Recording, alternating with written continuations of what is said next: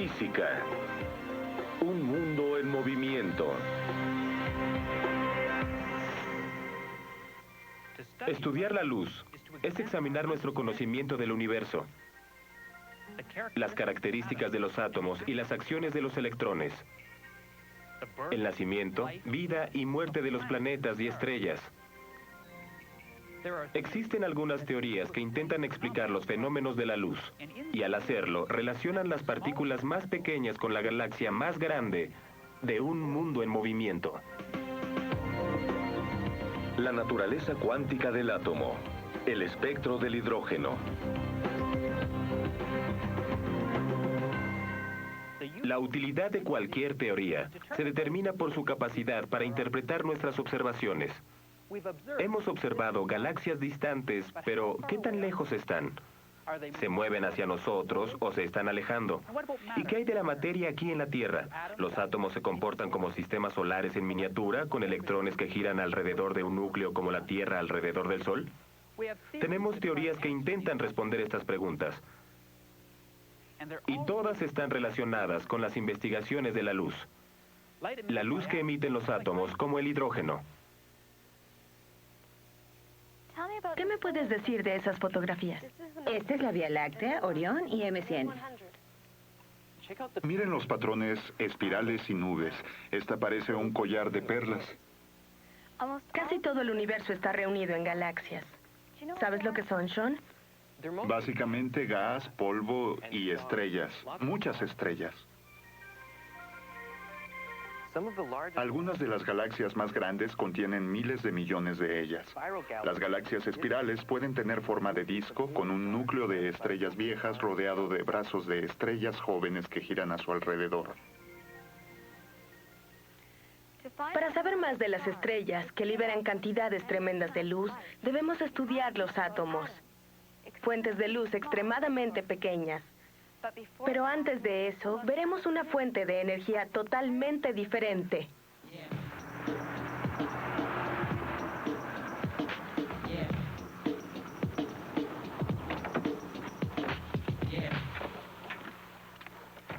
Hola, oficial Stark. Hola, ¿cómo estás? Muy bien, gracias. Qué bien. ¿Pudo detectar la velocidad a la que llegué?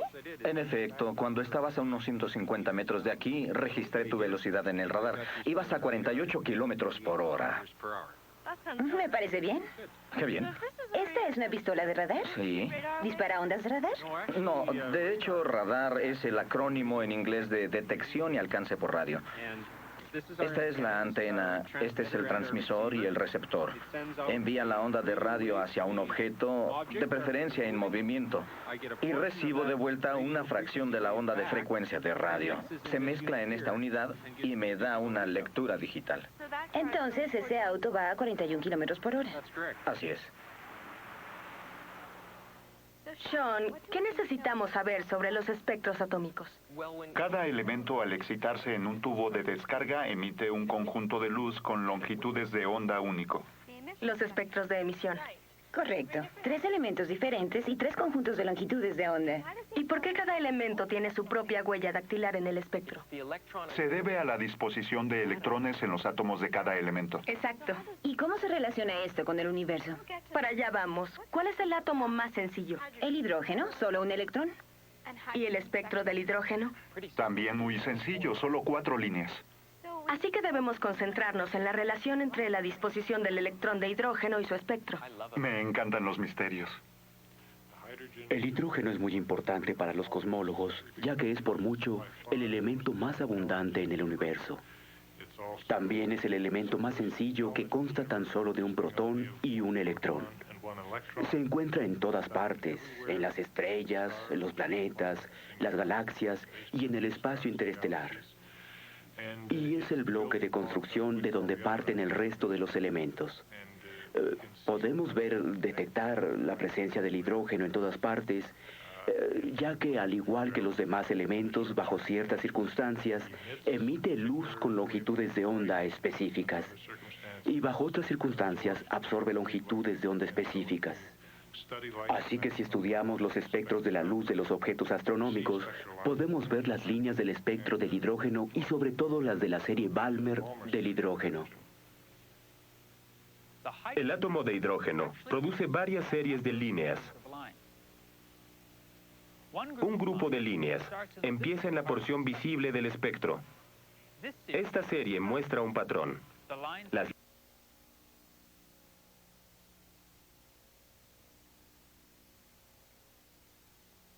en honor del matemático y profesor suizo Jacob Balmer.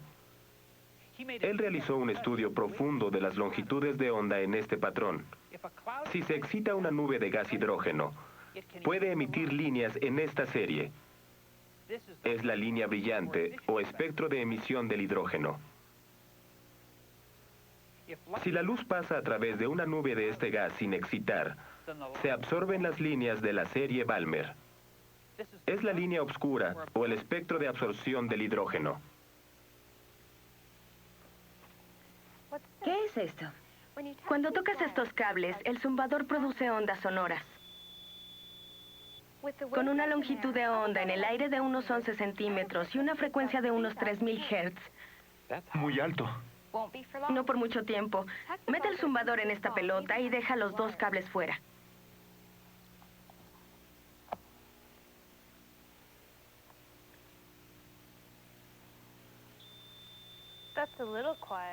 Suena más bajo.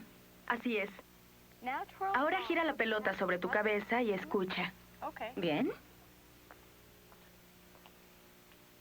Aquí voy.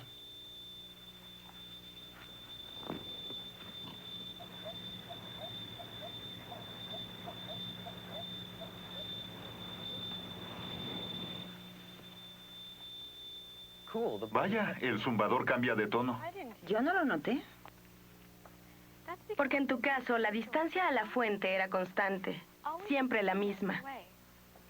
Y la frecuencia y la longitud de onda eran constantes. Pero no para mí. Se alejaba de mí y luego se acercaba y así sucesivamente. Y ahí entra el efecto Doppler. Si la distancia a la fuente disminuye, la fuente se mueve hacia ti y... Escuchamos un tono más agudo. Quiere decir que la frecuencia es mayor. Y la longitud de onda más corta. Correcto. Pero si la distancia a la fuente aumenta, la fuente se aleja de ti.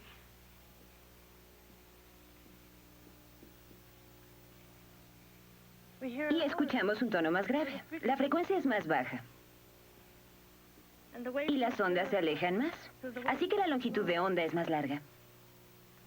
Por eso cambiaba el sonido. Exactamente. Escuchaste el cambio Doppler de las ondas sonoras. Y si lo haces girar más rápido, el cambio es más notorio. Inténtalo. Sí. Empieza despacio y luego más rápido.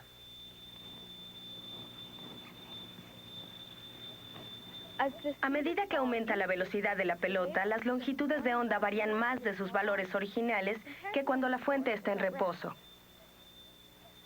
A mayor velocidad de la fuente, mayor el cambio de longitudes de onda.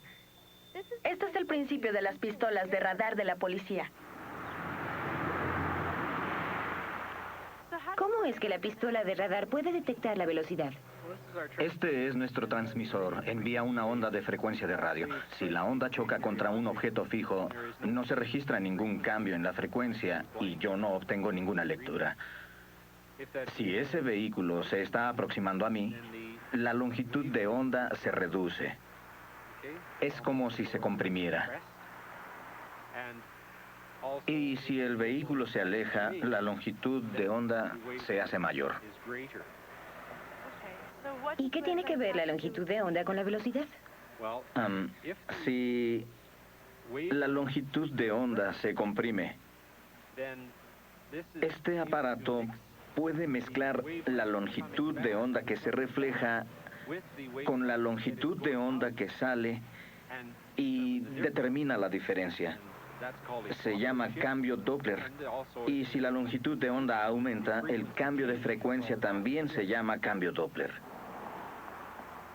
El Sol, al igual que otras estrellas, se compone de todos los elementos de la tabla periódica, desde el más sencillo, el hidrógeno, hasta el más complejo, el uranio. Y a medida que los procesos termonucleares se realizan en el interior del Sol, se libera energía. Y a medida que la radiación sale hacia la superficie, los gases de la superficie tienen menor temperatura. Un gas de temperatura baja absorbe la energía de los fotones. Entonces, el hidrógeno, por ejemplo, absorbe selectivamente las longitudes de onda que corresponden a la serie Balmer. Cada uno de los otros elementos absorbe selectivamente su grupo específico de energías, por lo que cada uno produce su firma espectral en el espectro del Sol.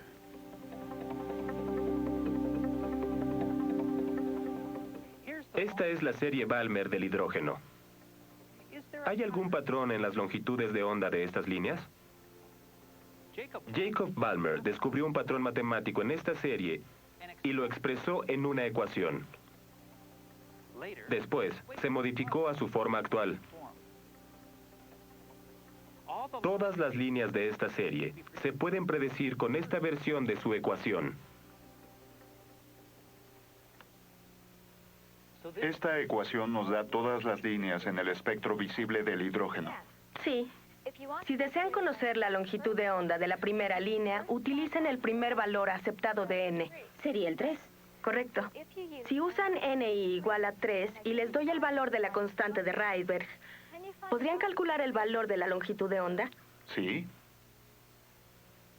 El primer paso es sustituir n por 3. Vemos los corchetes primero. Elevamos al cuadrado los denominadores y tenemos un cuarto menos un noveno, lo que nos da 0.25 menos 0.11. Nos queda 0.138 en los corchetes. Multiplicamos los corchetes por la constante de Rydberg, 1.097 por 10 a la 7 metros a la menos 1, lo que nos da 1.5236 por 10 a la 6 metros a la menos 1 del lado derecho de la ecuación. La longitud de onda es el recíproco de esto, 6.563 por 10 a la menos 7 metros.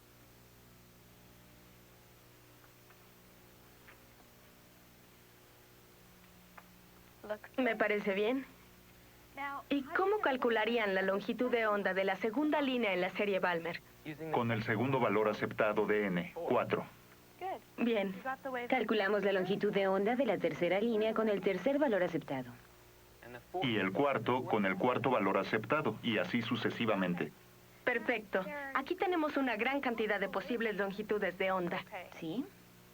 Pero ustedes solo obtienen esas. Podría decirse que las longitudes de onda están... ¿Cuantizadas? Así es. Solo las longitudes de onda descritas en la ecuación pertenecen a la serie. Y esta serie tiene un límite. Sí, aparece en la gráfica de espectros.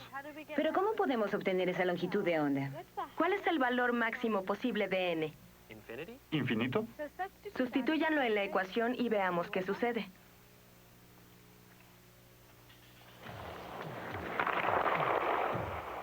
Las pistolas de radar también se utilizan en los deportes para calcular la velocidad. En cada caso, las ondas de radar que se reflejan del objeto tienen un efecto Doppler que se relaciona con su velocidad. Pensé que iba a ser más difícil. Pero se nos ocurrió sustituir 1 sobre el infinito al cuadrado por 0. Muy bien. 1 sobre infinito al cuadrado es igual a 0. Y se nos facilitó mucho. En el lado derecho nos quedó un cuarto por la constante de Rydberg, Luego sacamos el recíproco. que nos dio una longitud de onda de 3.646 por 10 a la menos 7 metros. Muy bien hecho. Ahora veamos la gráfica del espectro del hidrógeno. Entonces, el valor 2 establece límites donde termina la serie. Como la primera línea se obtiene de sumar 2 más 1, es decir, 3, también establece el límite de donde empieza. Así es. ¿Qué pasa si usamos un valor diferente a 2? Sí, ¿qué pasa si usamos 1 o 3? Después que Balmer descubrió la ecuación usando el valor 2, él y otros científicos se preguntaron lo mismo. Existen varias series de líneas en el espectro del hidrógeno. Cuando el valor es 1, La ecuación predice una nueva serie de líneas que empieza y termina en la porción ultravioleta del espectro. Se les conoce como la serie Lyman, en honor a Theodore Lyman, su descubridor. Igualmente, Paschen descubrió una serie de líneas en la porción infrarroja del espectro usando el valor 3. Estos y otros descubrimientos demostraron que la ecuación tiene dos grupos de variables n.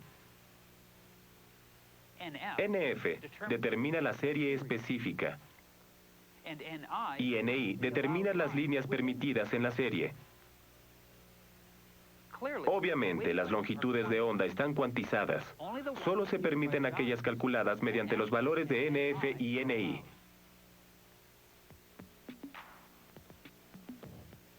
El radar Doppler puede penetrar nubes para medir la velocidad de la turbulencia en su interior.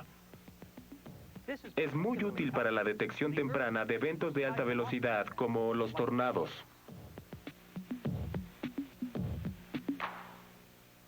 Tenemos líneas cuantizadas con solo ciertas longitudes de onda permitidas en cada serie. ¿Y por qué están cuantizadas? Y de hecho, ¿por qué solo podemos usar números enteros en la ecuación? Creo que este diagrama les responderá a sus preguntas. Parece un pozo de agua. Sí, es un pozo de energía que representa al átomo de hidrógeno. ¿Cómo? Pues existen niveles de energía dentro del átomo de hidrógeno. Los niveles no son equidistantes. Así es, mientras mayor es el espacio, mayor la diferencia de energía. Vaya. Y el electrón solo puede estar en uno de esos niveles. Se emite luz cuando un electrón pasa de un nivel superior, designado por NI, a uno inferior, designado por NF. En la serie Balmer, NF es igual a 2. La primera línea está dada por NI igual a 3, porque 3 es el primer nivel sobre NF igual a 2. No es un cambio muy radical, así que solo se emite un fotón rojo de poca energía. Los fotones de poca energía están asociados con las frecuencias bajas y las longitudes de onda largas. La siguiente línea posible resulta de NI igual a 4. Como es una diferencia de energía mayor, el fotón tendrá más energía y, por tanto, una longitud de onda más corta.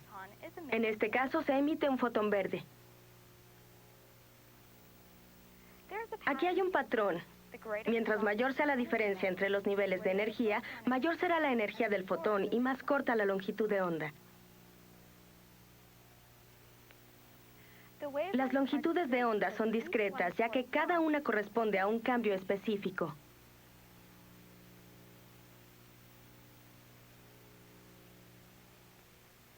Cada línea de la serie Balmer corresponde a un electrón que baja de un nivel de energía superior al segundo nivel. Por eso, NF es igual a 2 en esta serie de líneas. El nivel final es 2. Como los niveles de energía superiores están muy juntos, no hay mucha diferencia en la energía disponible para los fotones. Así que las líneas se agolpan y eventualmente se acercan al límite. ¿Pueden usar un modelo para explicar las líneas en las series Lyman y Paschen? En la serie Lyman, NF es igual a 1. Así que los electrones caen de los niveles superiores de energía hasta abajo. Y como estas líneas tienen los cambios de energía más grandes, esta serie de líneas tiene más energía para crear fotones. Y por eso obtenemos fotones ultravioleta. Bien. En la serie Paschen, NF es igual a 3. Así que estas diferencias de energía más pequeñas emiten fotones con menos energía. Sí, corresponden a la porción infrarroja del espectro. Muy bien. Cuando tomamos un telescopio y reunimos luz de una estrella lejana, la pasamos por un espectroscopio y observamos sus longitudes de onda. Algunas veces encontramos que estas son un poco más cortas o más largas que las encontradas en el laboratorio. El ojo humano capta la luz de longitud de onda corta como azul y la longitud de onda larga como roja. Entonces cambia de azul a rojo, cambio de longitud de onda corta a longitud de onda larga. Si medimos la cantidad de cambios, el cambio de longitud de onda, podemos determinar directamente la velocidad de la fuente en relación con nosotros, el observador. El cambio Doppler nos permite determinar el movimiento de las estrellas dentro de nuestra galaxia y determinar el movimiento de las galaxias dentro del universo. Cuando una fuente de ondas se aleja del observador, la longitud de onda sufre un cambio Doppler hacia valores más largos. Si una fuente de ondas luminosas hace esto, el cambio hacia longitudes de onda más largas es hacia la porción roja del espectro. Por eso se llama cambio rojo. Este es el espectro de absorción de calcio del Sol. ¿Por qué no hay grandes cambios Doppler aquí? Porque aunque la Tierra se mueve alrededor del Sol, la distancia al Sol no cambia mucho. Excelente, Sean. Y en este caso, Jennifer, Las longitudes de onda cambian ligeramente hacia la porción roja. Es decir, una longitud de onda más corta. Así que debe estarse alejando de nosotros. muy bien. Miren, la mayoría de las galaxias lejanas tienen espectros parecidos a este. Es un cambio rojo enorme. ¿Y estas? Estas galaxias deben estarse alejando de nosotros a gran velocidad. Perfecto. En algunos casos, al 95% de la velocidad de la luz. Las galaxias lejanas tienen cambios rojos, probablemente porque se alejan de nosotros. La expansión del universo que observamos es la misma, sin importar en qué dirección se mire. Y lo que podrías predecir es que en algún momento, en el pasado, todas las galaxias, todo el contenido material del universo estaba agrupado en una masa increíblemente densa y caliente. Y que hace unos 15.000 millones de años, por alguna razón, el material se expandió violentamente. Hoy podemos ver las consecuencias de esa expansión. Ese proceso o grupo de procesos que iniciaron la expansión se conocen como el Big Bang. Les mostraremos un modelo de la idea del universo en expansión. El globo es el universo. Y digamos que cada punto es una galaxia. Y que la Tierra está en la Vía Láctea, representada con este punto. Observen el movimiento de las otras galaxias con respecto a la Tierra. A medida que se expande el universo, las otras galaxias se alejan de nosotros. La Tierra no tiene que estar en el centro del universo para que esto suceda. Tal vez puedan notar que conforme las galaxias se alejan de nosotros, las que están más lejos de la Tierra se alejan más rápido. Esta idea se ha empleado para calcular la distancia entre nosotros y otras galaxias. Sí, si una galaxia tiene un cambio rojo más grande que otra, se debe estar alejando de nosotros a mayor velocidad. Lo que la coloca a mayor distancia de la Tierra. Recientemente se ha utilizado el análisis espectral de manera muy interesante para la astrofísica. Mediante las líneas de absorción se estudia la composición elemental de nubes de gas muy lejanas en los inicios del universo. Lo que hacemos es observar nubes de gas que están entre nosotros y los cuasar lejanos. Los cuasar son fuentes de luz muy brillante, como las primeras galaxias, que producen una enorme cantidad de luz que se puede ver a gran distancia. Si observamos la absorción de esa luz cuando pasa por la nube de gas, podemos determinar la abundancia de elementos en esa nube, gracias a las líneas de absorción. Eso nos es muy útil, ya que creemos que esos elementos se cocinaron en los primeros 3 minutos de la creación del universo, según la teoría del Big Bang. La abundancia de esos elementos es una prueba directa para comprender cómo nació el universo durante sus primeros 3 minutos. En años recientes, se ha revisado la teoría del Big Bang, gracias al trabajo de Stephen Hawking. Él desarrolló teorías de gravedad cuántica mediante modelos que intentan describir la degeneración de algunos hoyos negros muy pequeños. Se cree que esos hoyos negros son condensaciones extremadamente densas de materia. Es posible que haya existido un estado similar cuando empezó el Big Bang. De esta manera, el trabajo de Hawking ha ayudado a afinar la teoría del Big Bang. Recuerden, el Big Bang es una teoría, no una certeza. ¿Qué quieres decir? Los espectros de luz de las estrellas son una recopilación de datos observados. Pero la teoría que lo explica, al igual que cualquier teoría en la ciencia, es solo nuestra mejor interpretación de esos datos. Tomen el modelo atómico de Rutherford, por ejemplo. Los electrones giran alrededor del núcleo. Cierto, y todavía se utiliza el núcleo en los modelos atómicos actuales. Ya veo. Pero las observaciones, sobre todo las de los espectros de los gases, nos han obligado a revisar muchos detalles. El modelo atómico de Rutherford era un modelo planetario. Los electrones giraban alrededor del núcleo como planetas alrededor del Sol. En lugar de gravedad, la fuerza de Coulomb les proporciona la fuerza centrípeta que los mantiene en órbita. Pero esto implica una aceleración centrípeta. Según las teorías de Maxwell, una carga acelerada debe emitir radiación electromagnética, o EMR. Los electrones están constantemente acelerados, así que debieran emitir EMR constantemente. Pero si esto fuera verdad, todos los átomos estarían emitiendo radiación todo el tiempo. ¿No es así? Los átomos no emiten radiación, solo ciertas frecuencias discretas y bajo circunstancias especiales. Además, con este modelo, el átomo estaría perdiendo energía constantemente. A la larga, el electrón giraría en espiral hacia el núcleo. Y tampoco sucede. El otro problema es que el núcleo de Rutherford debería explotar debido a la repulsión de la materia cargada positivamente. Y tampoco sucede. Necesitamos un nuevo modelo que pueda explicar los espectros de los gases y que sea cierto para las ecuaciones que describen el espectro del hidrógeno. Y por último, necesitamos un nuevo modelo para explicar la estabilidad del núcleo. Es decir, las observaciones han obligado a cambiar el modelo. Sí, pero el modelo en sí todavía juega un papel muy importante. ¿Saben por qué? Porque el nuevo modelo debe explicar todo lo que sí explica el modelo de Rutherford. ¿Y explica todo lo que acabamos de decir? Así es.